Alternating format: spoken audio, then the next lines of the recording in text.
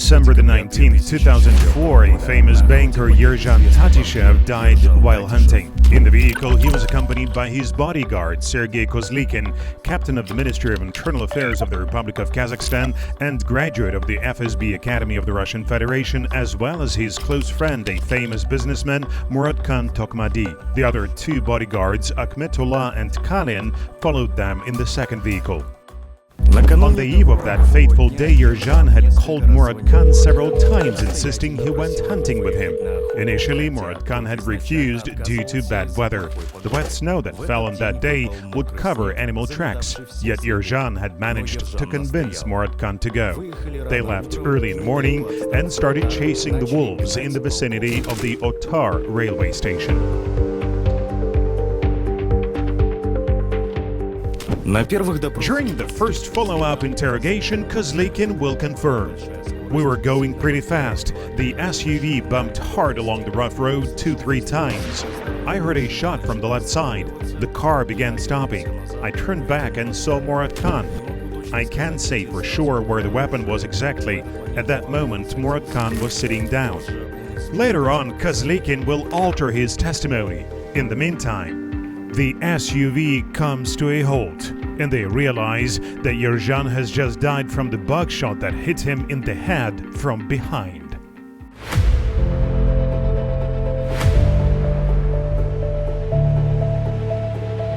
3 years of investigation and court hearings led to 2 acquittals that entered into legal force in the appeals instance. Both were based on the conclusions of several experts. That is, that when hitting a hard surface, a Zaur gun may fire without pressing the trigger. The moment of the shot coincided with the SUV hitting a bump, as a result of which the gun could hit something and incidentally fire on its own. The second acquittal contained not just a verdict to acquit Mr. Tokmadi due to the lack of corpus delicti in his actions as per Article 101 of the Criminal Code of the Republic of Kazakhstan in causing involuntary slaughter of Mr. Tatishev, but also a special court order against bodyguard Kozlykin, specifically investigating his potential involvement in the crime. However, not only that was not done. Contrary to the law on the inadmissibility of small gravity case review and Article 77 of the Constitution of the Republic of Kazakhstan, no one shall be subject to criminal prosecution for the same offense. The then chairperson of Zhambul Regional Court, Eduard Yobov, had once again referred the case of causing death by negligence to Yerzhan Tatishev to Taras City Court that sentenced Muratkhan Tokmadi to 1-year probation, applying amnesty.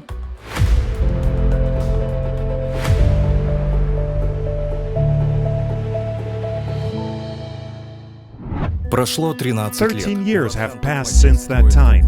Muratkhan Tokmadi is building the country's largest industrial glass processing plants, Kazstroy Stiklo, that have glazed the country's most important facilities, including Expo, and that have won many awards, including the first Altin Sapa Prize as the best manufacturing enterprise in Kazakhstan.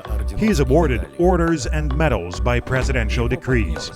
His partner, Mr. Sergei Nepropekin, leaves the project early on, selling his share to Muratхан due to the need to pay off debts at his previous place of work, Almaty Gorstroy, as well as before other creditors. He nonetheless continues collaborating with the company during 2005 and 2017 right up to the arrest, placing $1 million purchase orders at Muratkhan's factories and maintaining friendly relations. The €4,200,000 loan from the BTA Bank to launch the project issued under Yerzhan Tatishev was repaid through refinancing at the Forte Bank and completely closed later. Happy marriage, 5 children growing up. Nobody was expecting a group of special officers in masks breaking into this world on the early morning of June the 12th, 2017. The Interdepartmental Investigation and Operations Group of the KNB, the Ministry of Internal Affairs, and the Prosecutor General's Office, headed by Begjan Yurmukanbetali, Assistant Prosecutor of Kostanay Region, arrests Murathan at home in front of his wife and 10-year-old daughter, stricken with terror. He is charged with extorting a share from his former partner and friend, Sergei Nepropekin, 12 years ago, as per his corresponding application to Massima. Muratkhan is taken out with a bag on his head as a particularly dangerous criminal and taken to the building of the National Security Committee, or the KNB. Simultaneously, raids and searches are taking place in the homes of older children and relatives, at factories in Almaty and Astana, executed by over 200 officers of the Prosecutor General's Office, KNB, and Aristan Special Task Force. Even lawyers are not allowed to see his wife, Jamila. In the basement and in the backyard of their house, the officers suddenly find a pistol and live ammunition. Everything happening gets coverage on all TV channels of the country. The arrest of the businessman Muratkhan Tokmadi at the request of his former partner gets presented as the capture of a particularly dangerous criminal group. It was then that it became clear the true reason for all the ski-masked raids by the law enforcement was different.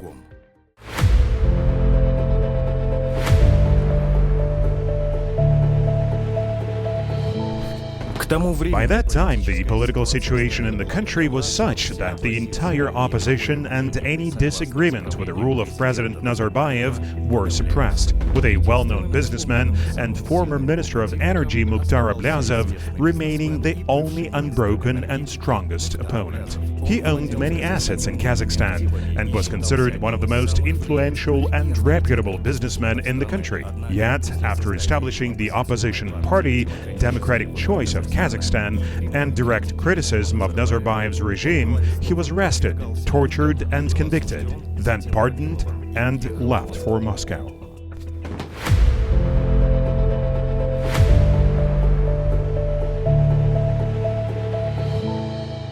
Immediately after the arrest in the KNB pretrial detention center, Bekjan Yermukanbetali, head of the Interdepartmental Investigation and Operations Group, jointly with Ruslan Iskakov, KNB colonel, and as it turned out, the behind-the-scenes supervisor of the entire operation, started forcing Muratkhan to self-incriminate. "We don't need you, not to mention Nepropekin. We want Ablyazov. Help your motherland. Confess of the alleged contract murder of Yerzhan Tatishev, ordered by Mukhtar Ablyazov. Otherwise, we'll roll you under the asphalt and butcher everyone in your family down to the 7th generation." After Muratkhan's refusal to take on a terrible crime, the murder of a close friend, they began torturing him. In parallel, pressure was exerted over all family members and close friends. After the criminal case on illegal possession of weapons, Jamila, Muratkhan's wife, with 2 minor children and without any financial support due to the arrest of all accounts and property, fled to Europe. There, she turned for assistance to human rights organizations, spoken at the Parliamentary Assembly of the Council of Europe and the OSCE. As the result, the PACE issued the declaration demanding that the leadership of Kazakhstan release political prisoners, including Muratkhan Tokmadi, and stop persecuting their family members.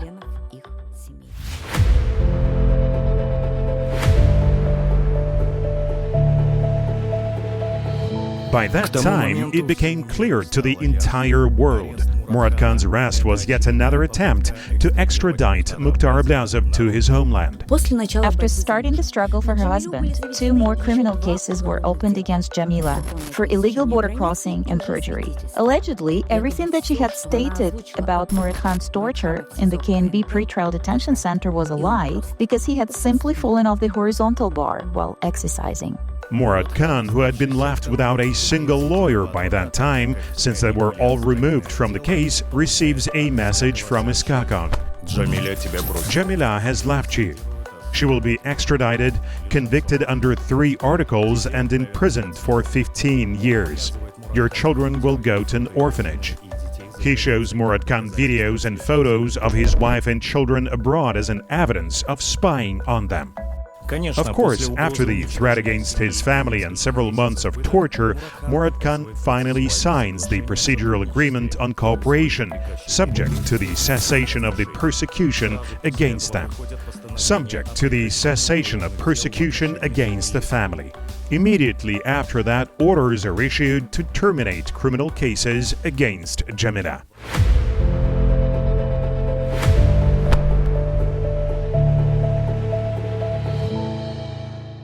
According to the signed procedural agreement, the Prosecutor General's office, represented by Jambul Regional Prosecutor's Office, which was already illegal, took on the obligation to convict Muratkhan to a term below the lowest limit for the type of crime.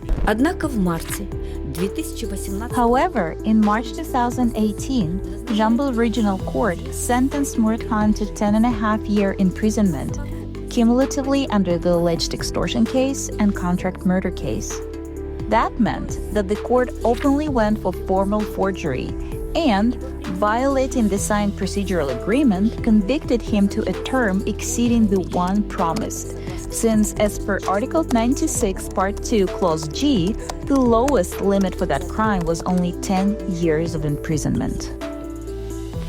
After the trial on March the 16th, 2018, he gets walled up in a solitary confinement cell of the KNB Pretrial Detention Center and then Pretrial Detention Center number 18, where he will be illegally detained for over 3 years and 3 months. Yet, despite complete isolation, Muratkhan continues to fight, for which he is subjected to new beatings, once by 10 border guards of the KNB subdivision guarding detention center number 18 under the supervision of Kamit Abugani, KNB captain, who was later convicted of torturing other prisoners. Yermukan Betuli and Iskakov coerce him to confess in front of foreign partners from the FBI, forcing him to learn the text of the confession by heart under torture and beatings.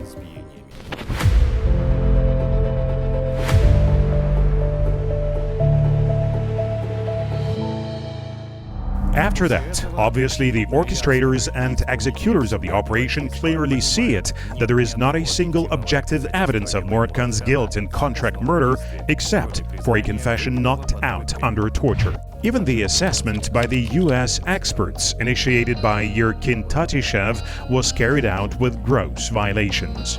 Muratkhan did not participate in the investigation experiment, as he was allegedly unavailable although he was kept in the KNB detention center. He was executed not at the scene of the tragedy, that is, in deserted steppe with pits and potholes. It was done in static, in the courtyard of the KNB building, and not in dynamics, and without modeling cross-country driving at the speed of 90 kilometers per hour, as it was on that fatal hunt.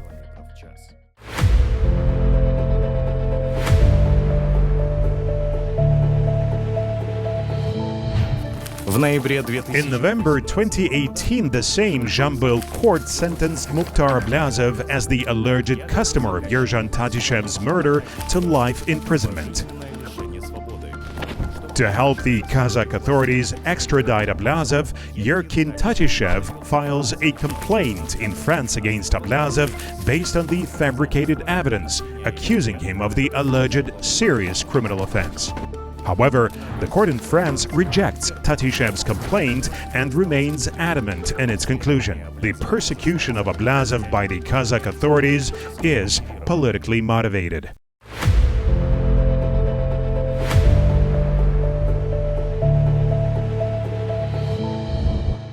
After the apparent failure of the entire operation, Iskakov decides to send Muratkhan as a dangerous and unpredictable witness to one of the most terrible closed prisons in the country, Zhezkazgan, popularly known as Kazakhstan's Guantanamo. There, in a solitary confinement cell measuring 5 square meters, Muratkhan is again subjected to torture and bullying, as well as deprivation of basic prisoner rights. Walks and weekly shower, not to mention inmate correspondence, calls, and visits by family members, which he has not had for over 5 years.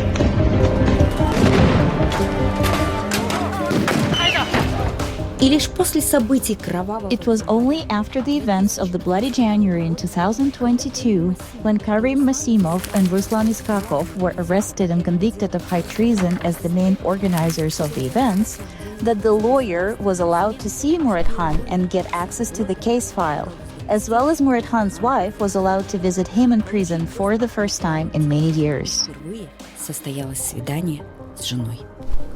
As the result of seeing his lawyer, Murathan wrote an open letter to the President of the Republic of Kazakhstan, Mr. Tokayev, in which, for the first time, he was able to tell everything about the 5 years of his imprisonment. That letter was referred to the General Prosecutor's Office, and that led to the opening of a criminal case on the fact of torture.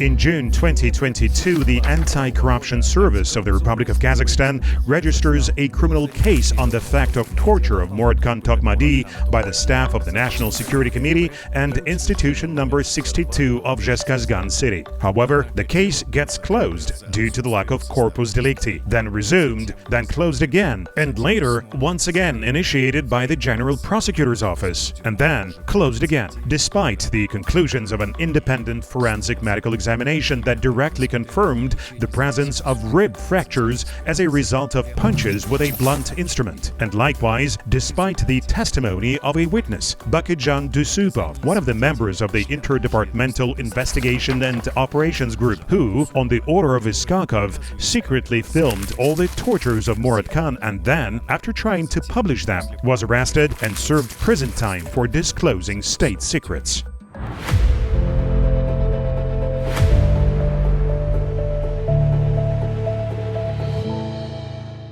The struggle for Muratkhan's freedom and restoration of justice continued. Repeated attempts were made to compel the Prosecutor General's office to comply with its obligations under the procedural agreement.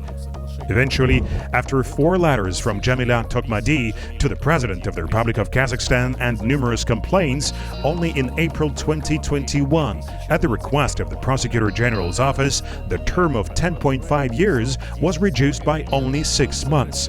That is, down to 10 years of imprisonment. We have submitted several appeals for legal parole. The last time it was in June 2024. Konaev City Court has finally granted the petition, but then Yurkin Tatishev has intervened once again.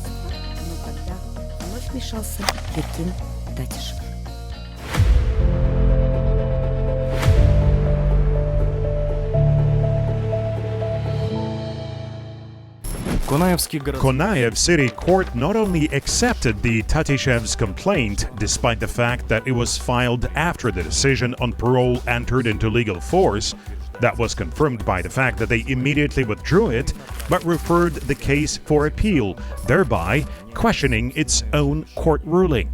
Prior to the start of the first appeal session, the harmed party launched a large-scale media campaign, including attracting blogger lawyers, affiliated journalists, and famous people.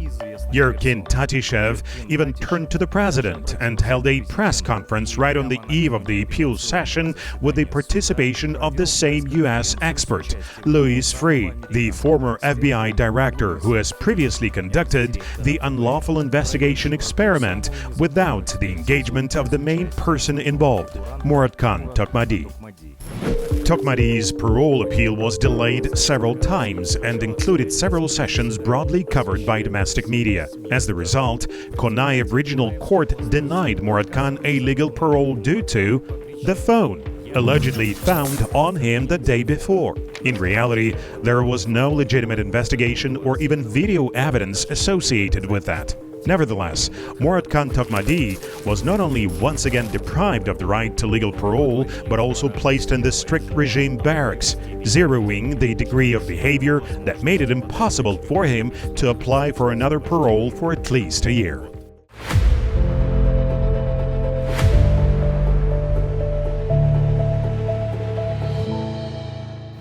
The subsequent attempt by the security officials to extradite opposition leader Mukhtar Ablazov to his homeland has ended in another failure. In the spring of 2025, the French Court of Appeal for the second time refused to extradite him to Kazakhstan. This confrontation has been going on for over 10 years. Huge state resources were spent to capture Ablazov in order to silence him, with hundreds of people and their families becoming victims of this standoff. Among them is Muratkhan Tokmadi, who has spent over 8 years in captivity for the crime he didn't commit. His 5 children have already grown up, 4 grandchildren were born, and only recently they were able to see their grandfather for the first time. The Tokmadi family continues to fight for his freedom and for restoring justice. In July of this year, the Parliamentary Assembly of the Council of Europe issued another declaration signed by its 20 members, once again demanding the leadership of Kazakhstan to release Muratkhan. Many people who had partaken in this unprecedented fabricated case against Mr. Tokmadi are still working in the security forces and enjoying prominence in our society. With all their might, they continue preventing Muratkhan gaining the long-awaited freedom. Yet, the truth will inevitably triumph in the end.